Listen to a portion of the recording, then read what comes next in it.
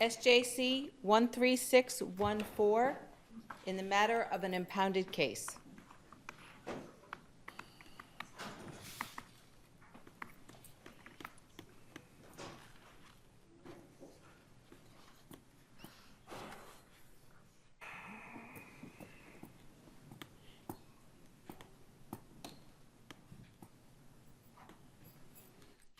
Okay, Attorney Jellison, whenever you're ready. Let's see what we got. Good morning, and may it please the court. With the 2018 Criminal Justice Reform Act, the legislature made a policy decision that children under the age of 12 do not have the capacity to commit crime, and it therefore decriminalized their conduct. It did so with the explicit intent to ensure that criminal records did not generate from that conduct because the legislature believed that they did more harm than good. That's the context in which we're answering the question of what the meaning of no longer a crime in General Law 276, Section 100K-A2 means. And I'm asking the court to hold that that language makes eligible for expungement juvenile records generated from the conduct of children under the age of 12. I believe that both the plain meaning of that language and the legislative intent back up the request for that holding.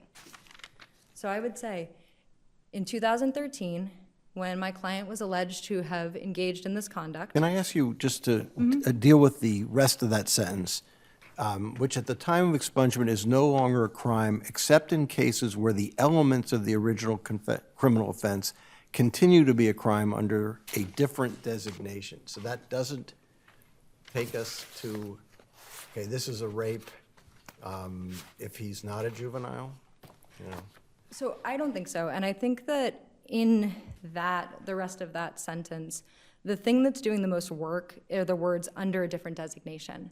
So the crime is still still the same. It's still under the same designation. And my assumption of what the legislature meant by that language is statutes are recodified. A statute is recodified, it's a different number, but it's the same conduct. A statute uses different language. So for example, we used to use the outdated and offensive terminology, mental retardation, in a lot of our statutes. We've now changed that to intellectual disability. I don't think someone could come in and say, I want to expunge my conviction of assault and battery on a person who is mentally retarded using the outdated language because that's changed to now intellectual disability. So it's my contention that that language is talking about something else. It's not talking about this situation where the age of the person is really the thing that makes it not a crime. And I think to the extent that that language makes this ambiguous in any way, we have to turn to the intent of the legislature. Can I ask you to stick with the plain meaning, though? Because yes, assault and battery is still a crime, and I think your opposing counsel says, and you agree with that, right? Yes. Yeah, right. And what your opposing counsel says is that what the amendments do is provide a capacity kind of defense. You can't commit assault and battery or be charged for it until you're 12. That's correct. So how does that fit with the plain meaning of the statute? You're saying you win under plain meaning, you say, but yes. But can you explain that to me? Yes. So my argument under plain meaning, and I think that even if this does not carry the day, it is certainly plausible and that we would move to the ambiguity, but my argument under plain meaning is that the conduct that my client was alleged to have engaged in 2013, if he engaged in that conduct, meaning he is an 11-year-old, engaged in that conduct in 2023, it would no longer be a crime. It would not be criminalized. He could not be charged. There would be no Isn't that different than, it would still be a crime. He could not be charged. Is there a difference there? So I don't think so, and I want to point to the fact that the change to Section 52, 119 Section 52, the term jurisdictional doesn't come up in that statute. I know that we see it as a jurisdictional statute, but it is really the definition of delinquent child. And to me, that's saying that, capacity, subject matter jurisdiction and what's a crime are very tied up in one another. So we don't have subject matter jurisdiction, or the court doesn't have subject matter jurisdiction over something unless it is a crime. And I think what they're saying is that when children this young are engaging in conduct, that is their conduct. Their conduct, at that age is not a crime. And I'm looking to that, the fact that we're talking about the conduct of those children and less what that conduct is. But if an 11-year-old kills somebody, that's not a crime. Is that what you're saying? So I thought if I might get this question, I don't believe so, given that there's no jurisdiction over children under 12, but I haven't looked at the particular murder statute under 119, so I would say I'm not sure. But any other conduct, because there are special rules when it comes to murder, but any other conduct would not be a crime. So what do we do with the language? Because I'm also very interested in the second clause of that section that points to, it doesn't just say where it's not a crime. It says where the elements of the original criminal offense continue to be a crime under a different designation. This seems to me to be a conduct-based definition, and you're steering away from that. What are we supposed to do with the language that refers to elements of the original offense? Yeah, and I think I alluded to this. Yes, I agree with you that it says elements. I agree that that relates to conduct, but I think that the end of the sentence matters there, and I think that when it says under a different designation, they're trying to say something with that. So I didn't read it to be as applicable to this situation because of that. I really think they were looking at where there's some sort of So because recodification. rape is, these elements of the original offense are still called rape, Right, then that's, and are still under the same code numbers. That was my interpretation of it. But I think that as I said, I think that where there's at least a plausible, I think that where my interpretation is at least plausible, I think you really do have to go to the legislative intent. Can we look at context of this type of expungement versus other types in the carve-out that you find for Chapter 265 offenses that's not included in K, but Yes. it's included in other? Sure. If we look at that, is the argument that the legislature, when they wanted to, carved out these crimes of violence for other types of expungement, but for K, because it's special, it may have been just intended for the marijuana cases, but K, because it's special, doesn't have the same restrictions. I would agree that would support my argument that, it's explicit in other statutes, but it's not explicit in this one. Certainly, I believe that supports my argument. K is basically broader than the other expungements. Absolutely. K is broader.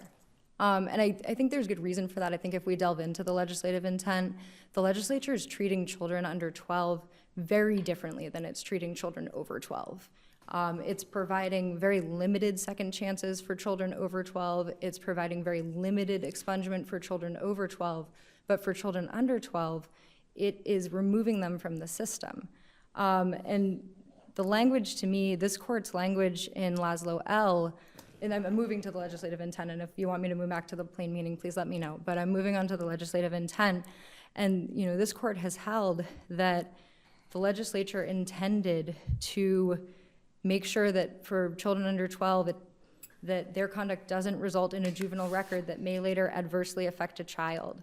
The legislature's goal of giving children in their position a second chance by removing the possibility of juvenile court adjudications with all of its intended consequences.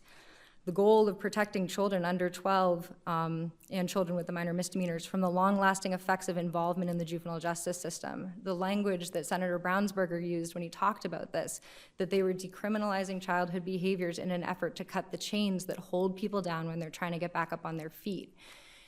I think that one of the best indications that the legislature was not worried about these records no longer being in existence is that they will never be in existence. A child under the age of 12 cannot be charged. A record will not issue, and none of the reasons that you could use a record in the future you'd be able to use for these children under 12. So these records will not exist anymore. I think if the legislature was concerned about that, they may have done something different, but instead they removed these children entirely from the criminal legal system. They don't allow them to be charged with crimes. They don't allow them to be prosecuted. And they very explicitly said that they did not want these children to have records. They found that having juvenile records from this type of conduct where the child did not have capacity to commit a crime don't have any predictive value, and that they're more harmful than they are good. So to the extent that that my reading of the statute is plausible, and I think, perhaps there could be some different plausible readings of it, you look to the intent of the legislature, and the intent of the legislature is beyond clear. They did not wish for these children to be caught up in the juvenile legal system. They did not wish for these children to have the attendant consequences of the juvenile legal system, which include these records. I just want to clarify, so Yes. there are two issues, right? Whether or not he's entitled to try for expungement, and then whether he gets expungement. Correct. Okay, Yes. so And this, you're just saying, right now, you're just saying he should have the opportunity to apply? yes, he should be eligible under 100 KA2. And then I would ask this court to remand to the juvenile court for a consideration of best interest of justice. And I think that, some of the Commonwealth's arguments, the venue for those is really within that best interest of justice step of this process. So yes, I'm simply asking that children who had records created for conduct when they were under 12 be eligible for expungement under 100 KA2, and that the decisions of whether or not that's in the best interest of justice be made by a juvenile court judge upon petition.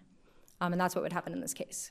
Can you, I think there seems to be a little bit of dispute in the briefing about records that are eligible for expungement and records that are not eligible for expungement, such that they will continue to exist even if your client were to be able to obtain expungement of expungible records. Can you speak to what records will continue to exist versus what will not?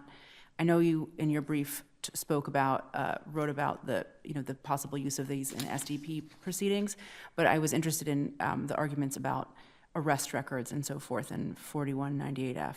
Yeah, so I think the best I can do is point you to GLC 276, section 100E, which gives a definition of expungement. So this is what's supposed to happen: the permanent erasure or destruction of a record, so that the record is no longer accessible to or maintained by the court, any criminal justice agencies, or other state agency, municipal agency, or county agency. So I think that covers most records. I don't know internally what police officers do, like what police stations do, but from my reading of the definition of expungement in this statute, it would be that, all records for criminal justice agencies would be either destroyed or no longer accessible in some way, shape, or form. I don't know the mechanics of that, and I don't know if that answers your question well enough. Thanks.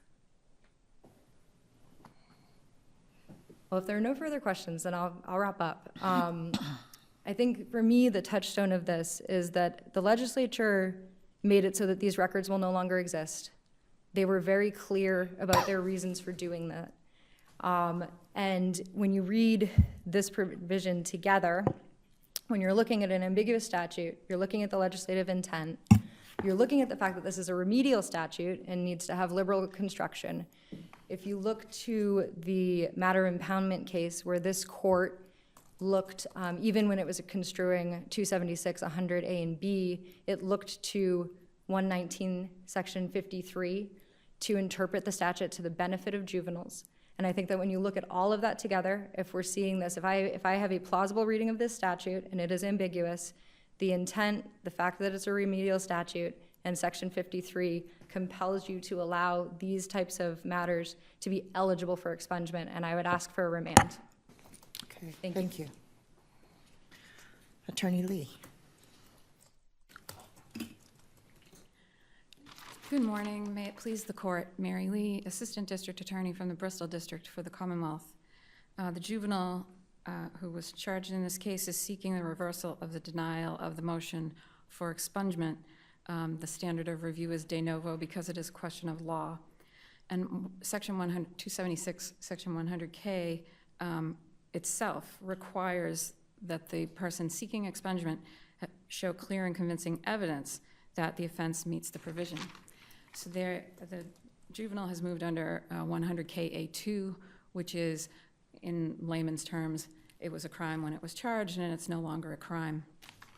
And I agree it doesn't just apply to marijuana, but the Commonwealth's position is that it does not apply to things that are still crimes, like rape and assault and battery, or assault and battery with substantial bodily injury, as in this case.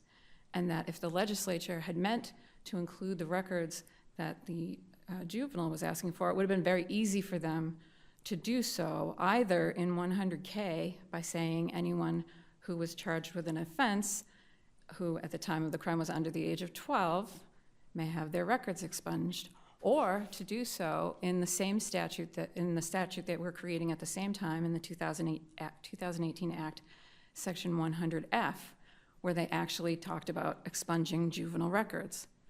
When they talk about expunging, so the Commonwealth's point is here, it is by no means clear that the defendant's position is correct. In fact, they But have to put all the defendant needs to do to get to the legislative intent and remedial statutes is to come up with a plausible reading. Right, to show some ambiguity, is that what you mean? That's right. So here, the legislature did not make a clear statement in 100K that would include the juvenile, because he has to bring in what they did to 119, Section 52, the definition of delinquent child. But they did make a very clear statement in the juvenile expungement statute, 100F, that says it has to comply with 100I and 100J. And 100J says no sexual assaults against children, among many other serious crimes. Isn't it that's the problem I had, because when you read K, it's broad and it could be ambiguous. But then when you go to the other, you go to 100F, et cetera, it does have the carve-outs for serious crimes. And I just wonder if that works against you, actually, for that. I know you're going to say opposite, but just tell me. I understand that the inference you were drawing, that hurts me and hurts the Commonwealth's position, and I disagree. The legislature has spoken specifically about what juvenile records may be expunged. And when you have a specific statute versus a more general statute, which would be 100K, you're governed by the specific statute, 100F, which says you have to meet 100J So first. is your argument, if we're looking at intent of the legislature, we should consider the entire expungement statute? The intent of the legislature is not to expunge child rape cases. Right. And so this is important. First of all, under Dones, this court's case in Dones, it says you don't read in things. And the juvenile can only win here if you read in something that's not there. And if you ignore the explicit language of the legislature in 100F. And I agree, this statute is to protect juveniles, it's to help juveniles, but not just juvenile defendants. It's also out there to protect sexual assault victims and the juvenile sexual assault victim here. In this 2018 Act, there are many provisions throughout the Act, and I'm sorry to have included such a large addendum. But going forward, as your opposing counsel points out, there's never going to be a record ever again for a kid under 11, or 11 and under, right? So going forward, there are never records here to expunge because there are not going to be any, right? Right. So we're dealing with this. Did the legislature intend to maintain all these old records when going forward they're saying never, we're just not going to have, if you're under 11, we don't want you to keep these things? Does that really make sense? I think it does make sense. One, because the juvenile and the amicus brief is talking about, well, they should be treated the same, and it's like a repugnancy argument under Laszlo L. Of course, the legislature must have meant all these old records would be there. But the legislature knew that those old records would be there. And the legislature created an expungement provision in 100F for juvenile records, which would include people under 11. And yet they still put in that carve-out, but not these types of cases. They're too serious. And so the legislature has struck that balance. And most respectfully, I certainly don't mean any disrespect to this court, but it is the legislature that determines where that line gets drawn, and the legislature determines what the balance is, and they said don't expunge sexual assault I'm confused, cases. though, just going forward, So- And again, you know this much better than I do. If an 11-year-old, if a 10-year-old sexually assaults going forward, there's never going to be a record under to expunge, right? Because they're all going to be outside the juvenile justice system, right? Or is there going to be records? So there are going to be records, because if it gets reported to the police, even though charges can't be taken out, the police could create a report. There's going to be probably DCF records if the system is working correctly. There will be records out there, and DCF reports to the DA's office when there are crimes against children that are serious, and so the DA's office will have records. So even if the juveniles are taken out of the system, there are going to be records. And then I just want to speak to something my sister said, to be clear. In terms of expungement, the records that are going to be expunged are the court records, the probation records, and then you get to SJC, and that's the big difference between what is currently available publicly for juveniles and what is not. The juvenile in this case appears to be trying to prevent SJC from reporting to DCF, to the early childhood for summer camps and early childhood matters, law enforcement, and the courts, because everything else for juvenile stuff is already confidential by statute. In addition to that, this court in Attorney General versus District Attorney of the Plymouth District said that police records and district attorney's records do not get expunged. They do not get redacted. We get to keep our records. We just can't show them to anyone under 100Q of the new statute, which I'm not sure that statute was in place at the time of AG. I can't remember. Yeah, it should. Yes, it would have been. What gets expunged is the court records, commissioner probation, police records in the public log, which is 4198F, but sexual assault cases are not supposed to be in the public log. It should be in 4197D, already non-public. So what I'm suggesting to the court is that not all the records get expunged. Additionally, because the record's about 2 people and not just 1 person, redaction is used rather than a total expungement of the record. So you take out information about the juvenile who's seeking expungement and not the victim himself. So the victim, I guess, could move for expungement of the entire record if he wanted to. But even with your qualification, the way you just said it, going forward, there'll never be, the records we're dealing with for the expungement purposes, there's never going to be a record for a 10-year-old sexual assault, nor, right? And so going forward, we're never going to have this issue. In court records, But we're going to, but that's all we're dealing with, right? yes. But you're saying, okay, the legislature intended that to be the case going forward, but going backwards, going we're going to keep those things, even though, okay, I'm just trying to make sure I understand the practicality. That is my position, because if the legislature wanted to say that, they would have carved that out in the juvenile expungement statute. So Yes. the legislature, can you respond to the argument, I think it might be clearest in the reply brief, that an alternate, obviously the legislature essentially decriminalized everything for the under 12s through adjusting the jurisdiction of the juvenile court, but they equally could have put in a provision into every single statutory criminal law saying, except that it shall not be a crime if it's committed by someone under 12, and then had a separate statute about common law crimes, I suppose. And would you agree that if the legislature had done it that way, had amended every single criminal law to exempt children, that this would apply? I'm sorry I have to take issue with your question, because it's not our position that it decriminalizes these actions. The conduct is still criminal. Oh, sorry, I totally understand your point on that, but I just Okay. meant they So- made it impossible to prosecute Yes. these offenses Yes. by virtue of adjusting the jurisdiction of the juvenile court, which is a very simple and easy way of doing that. And an alternative way would have been to put a note in every single criminal law, correct? So the way the legislature could have done this is put in either 100F, where they've created the expungement for juvenile records, that all records of children under 12 should be expunged or can be expunged. Or they could have put it in another provision in 100KA to say all records of people under 12 can be expunged. But they didn't do either of those things. Instead, they created a statute that said juvenile records can be expunged, except for here on sexual assault cases.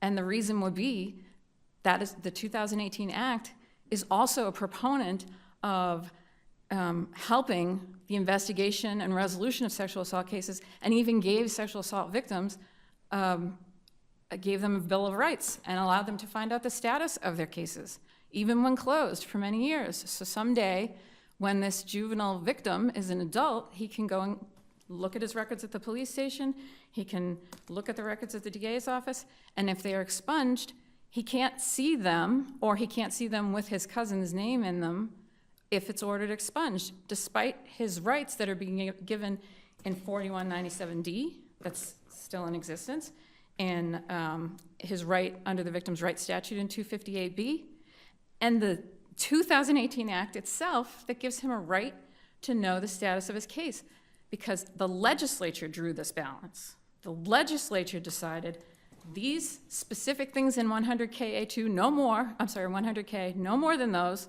can be expunged, and juvenile records can be expunged if they meet 100J, which this does not. And we want to make sure sexual assault victims get their fair shake in terms of getting access to their records or getting access to the status of the I case. mean, those where the crime occurred before the statute went into effect. I mean, because those victims going forward aren't going to have that ability, right? Because So victims going forward would be able to get whatever records are at DCF or the police station or the DA's office, because they don't fall within the expungement statutes at all. So going forward, records will be created, and they'll be in different places, not at CJIS, not at the court, yeah. not at, So can the victims get that information even if this gets is expunged? Yeah, from So other that's places? my problem. I included my record appendix, which I redacted because I wanted to make sure the juveniles are both protected, and also there was a graphic picture. I'm happy to provide an unredacted version to the court if you need it. The picture showed the injury that was in this case.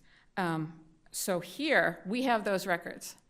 If these get expunged and we have to take out all reference to the juvenile, then in 10 years, the juvenile wants to come to us and say, oh, I'm sorry, the juvenile victim comes to us and says, oh, hey, I'm having whatever, I'm going through therapy, or I'm fighting with my family, or I'm being gaslighted. I want to see the records. And we're like, we can only show you the records that have no reference to the perpetrator, because that's all been expunged.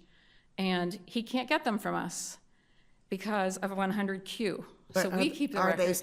They're not in other places right now? You said, The DA's office has them, the court has that, and the police department would have it. The only people who would have to redact is the court. I'm confused, though, because you said that pursuant to the district attorney, to AG versus district attorney case, that the records that are held by the DA's office do not have to be expunged. So why do they fall within 100Q, which says no person shall make records expunged pursuant to available for inspection in any form by any person? Why would those records be covered by 100Q? So we get to keep those records unexpunged. We don't have to go and destroy our records, but we can't show them to anybody under 100Q. That's what I read 100Q to say. But they weren't expunged. We have the unexpunged version of them. We can't show the unexpunged version even to the victim if these get expunged. Because you read that. That's how I read that. Okay. That we're prohibited from giving those out. So they're both expunged and not expunged. They're unexpunged, so we have access to them, the police have access to them, but we can't give them out to anybody, I think including other law enforcement. That's how I'm reading 100Q. So the idea, I see my time is running out, the idea that just because there are no court records made for people who are under 12 doesn't mean there won't be records. But those records that get created in the future won't even be subject to any expungement. Those records don't cause any problems because they can't be they can't be distributed to, anyone else. If he's arrested, the police can look at it, but The police it's can not share gonna- it with the DA's office and DCF, but I don't know that we could share it. I don't actually know that there's a provision covering just arrest records. Prior to the 2018 Act, there was no expungement statute. There was, the sealing statutes covered it, and juvenile records were not considered CORI, but they were still protected because of Chapter 119, Section 60A. So I'm not sure that those records would even fall within protections except for the police because they fall under 4197D. They're not public record when they're sexual assault records. Okay. If there are any other questions, I'm happy to answer them. Otherwise, I would ask that the judge's decision be affirmed in this case.